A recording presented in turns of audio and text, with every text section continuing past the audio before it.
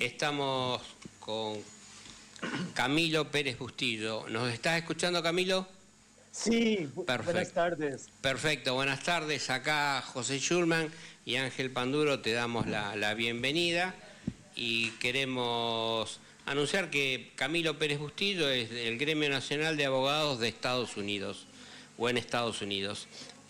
Camilo, se prevé para agosto, para el 11 de agosto exactamente, martes 11 de agosto, una audiencia pública de recepción de denuncias por violaciones a los derechos humanos en Bolivia. ¿Qué nos podés contar sobre esta audiencia y qué perspectivas tiene, ¿no? A nivel, no solo a nivel, digamos, de lo que sería la América, la patria grande que todavía no hemos logrado, pero que estamos en busca de hacerlo, y qué expectativas tiene también para a nivel mundial, ¿no? De este tipo de audiencias públicas. Es un honor poder acompañarlos. Quiero agradecer este espacio de Radio Rebelde, a todos y todas los que nos escuchan, a la Coordinadora Americana por los Derechos de los Pueblos y las Víctimas de Prisión Política, al compañero José Zabalés Schulman que nos acompaña, y retomar los elementos que se han señalado. Los acompaño en nombre de este espacio del Tribunal Ético y Popular, el Tribunal de los Pueblos en Movimiento, del Tribunal Internacional de Conciencia, que convoca estas audiencias conjuntamente con organizaciones de juristas y movimientos sociales de todo el continente de la patria grande, precisamente en el espíritu de ese abrazo al que se ha aludido en términos históricos. Esto se convoca desde las entrañas del monstruo, como nos recordaba precisamente José Martí, en el espíritu precisamente del bicentenario de la convocatoria del libertador Simón Bolívar al Congreso Anfictiónico en Panamá, que fue precisamente hace 200 años, que sesionó tanto en Panamá y culminó en México. Les hablo precisamente desde la Ciudad de México, que es sede del tribunal. Soy jurista de origen colombiano, pero que he residido muchos años en Estados Unidos. Participo activamente en el Gremio Nacional de Abogados de Estados Unidos, pero también en la Asociación Colombiana de Abogadas y Abogados Defensores de Derechos Humanos y de la Naturaleza. Otra vez, el tejido del tribunal es un tejido de la patria grande, un tejido que trasciende fronteras. Nace este tribunal de una iniciativa desde Estados Unidos, desde las comunidades más agredidas por las vulneraciones graves de los derechos humanos del régimen de Trump, pero también nace solidariamente acompañando las luchas de los pueblos de la patria grande, en este caso del pueblo boliviano, porque sabemos que la región andina en estos momentos está en llamas. Es el escenario precisamente de los procesos más agudos de implantación de regímenes ilegítimos, por ejemplo, a través de la intervención de Estados Unidos en los procesos electorales en los últimos días, semanas, meses, en Colombia, en Perú, previamente en Ecuador, donde se han impuesto regímenes al antojo de Estados Unidos. Bolivia se antecedió a esos procesos. Precisamente el régimen en Bolivia refleja todos esos rasgos. Por eso estamos acompañando el llamado del pueblo, del tejido multinacional, multicultural, pluricultural del pueblo boliviano. Estamos convocando con ellas y ellos esta audiencia el 11 de agosto, que forma parte de un camino hacia audiencias que se van a realizar primero en la frontera, precisamente enfocada a temas binacionales, la frontera entre México y Estados Unidos en septiembre, entre el 17 y el 20 de septiembre. Entonces lo de Bolivia forma parte temáticamente y cronológicamente del camino hacia la frontera en México y Estados Unidos en septiembre, y una audiencia que va a tratar, abordar temas continentales y mundiales en Ciudad de México, a donde los invitamos muy cordialmente para que los podamos recibir en la Ciudad de México, Tenochtitlan, 14, 15 y 16 de octubre, en una audiencia, digamos, culminante de esta primera etapa de este proceso, otra vez en el espíritu de ese abrazo histórico, en el espíritu del bicentenario de esa convocatoria. Recordemos lo mismo que nos recordaba el compañero, el camarada José, ese abrazo histórico. Recordemos que la convocatoria al Congreso Anfictiónico fue la respuesta del libertador Simón Bolívar a la proclama de la doctrina Monroe. Ese fue el contexto de esa convocatoria. Cuando recibió el libertador la proclama de la doctrina Monroe, su respuesta pensada estratégicamente a escala continental y mundial fue la unidad de la patria grande. Y es la tarea que ha quedado inconclusa. Nosotros estamos intentando muy humildemente retomar ese hilo conductor. Entonces, uno de los días, de los 3 días de esa sesión especial del tribunal en octubre, va a estar dedicado a un foro continental para responder a esta ofensiva actual e imperialista neocontinental que constituye, que se refleja, por ejemplo, en el escudo de las Américas, que entendemos ahora a través de este presidente ilegítimo de la Espriella, que se va a ungir el 7 de agosto en Colombia, nada menos en la fecha de la batalla de Boyacá, que va a constituirse con una sede en la ciudad de Medellín. O sea, vamos a ver ese viraje de Colombia, de haber sido a través del presidente Petro, haber sido, un lugar de protagonismo en la lucha por la dignidad de nuestro continente, se va a convertir en sede del escudo de las Américas. Ese es el tamaño de los virajes que estamos viendo, y lo digo como una persona de nacionalidad colombiana, ¿no? De origen colombiano.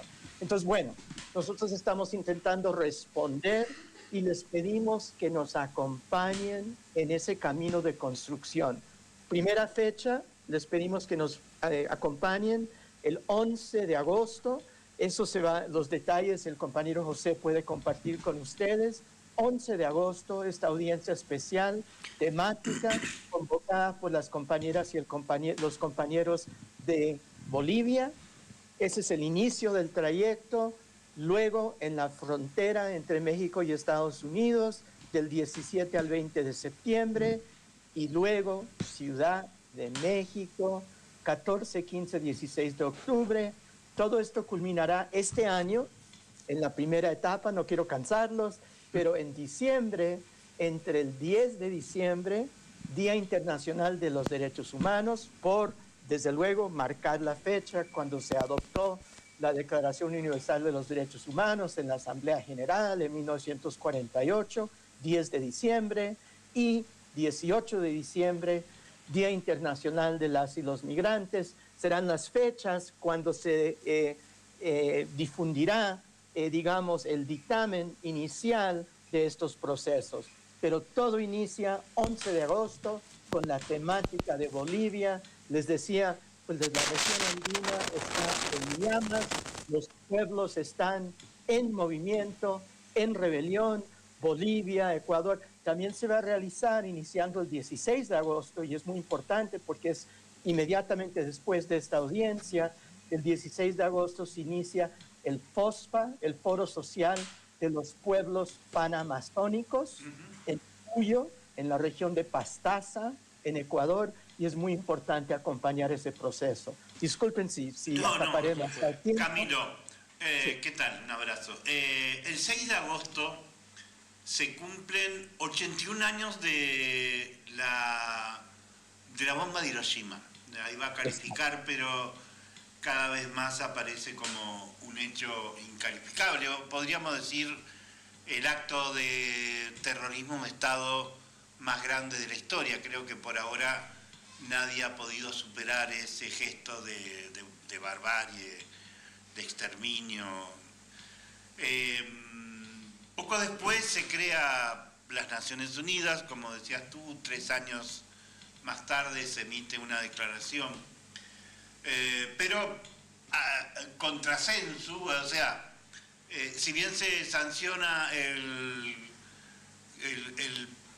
pacto de protección y castigo al delito de genocidio, cuando se lo mira desde la historia real, parece casi un chiste de mal gusto, porque nunca antes había habido tantos genocidios como los que puso en marcha la sanción del pacto, ¿no? Bueno, de hecho, el ininterrumpido genocidio sionista israelí sobre el pueblo palestino, los genocidios sobre los pueblos de Indonesia, que casi nadie nombra, 20 millones de comunistas fusilados en una semana, los genocidios en América del Sur, el genocidio de los pueblos de Vietnam, Laos, Camboya.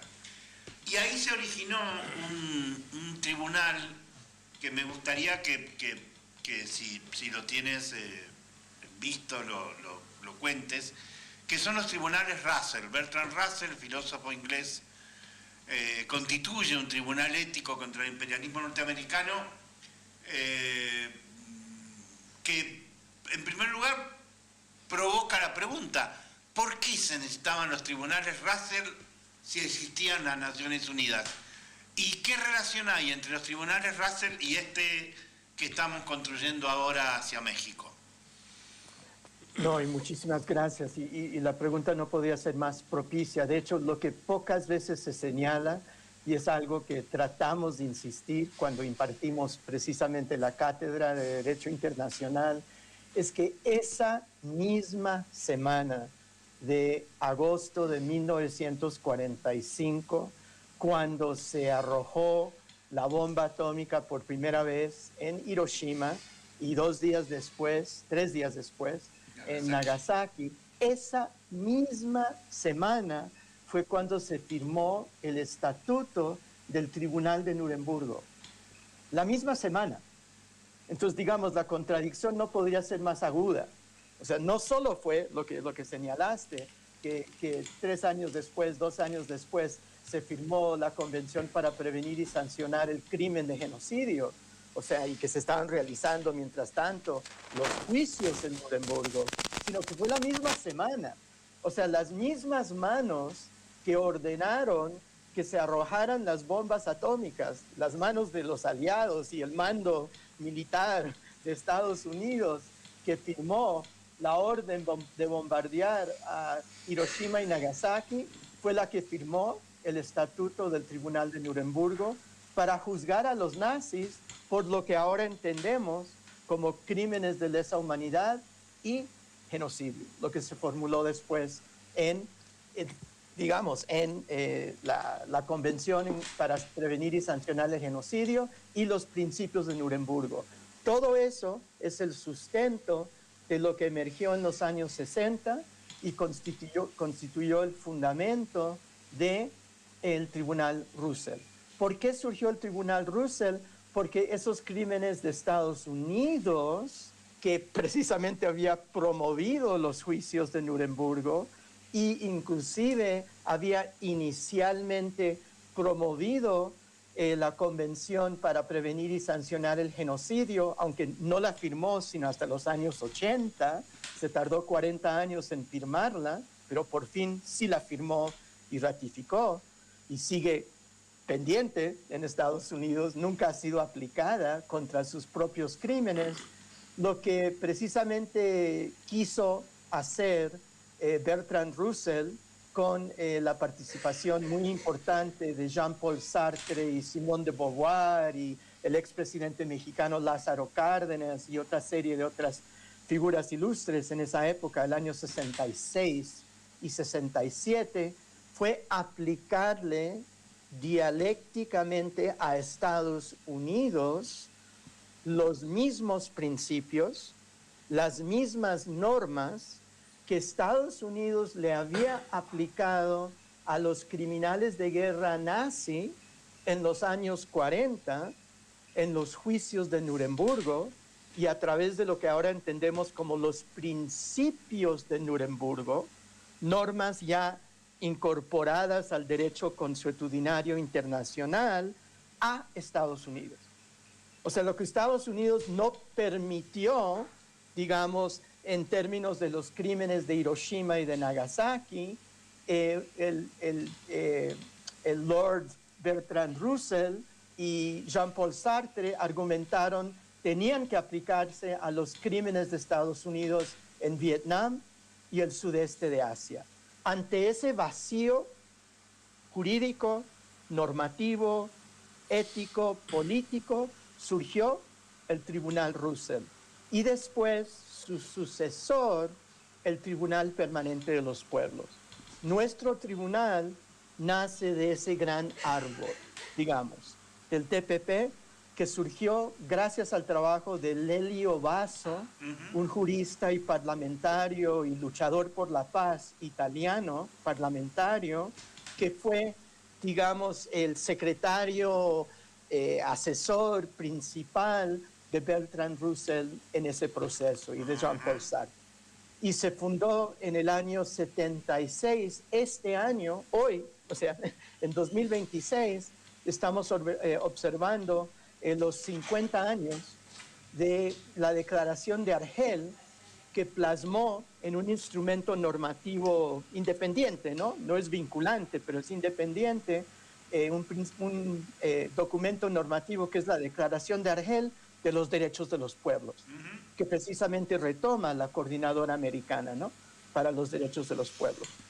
La Declaración de Argel es el instrumento normativo sobre la cual se fundamenta el Tribunal Permanente de los Pueblos y tribunales independientes como el nuestro.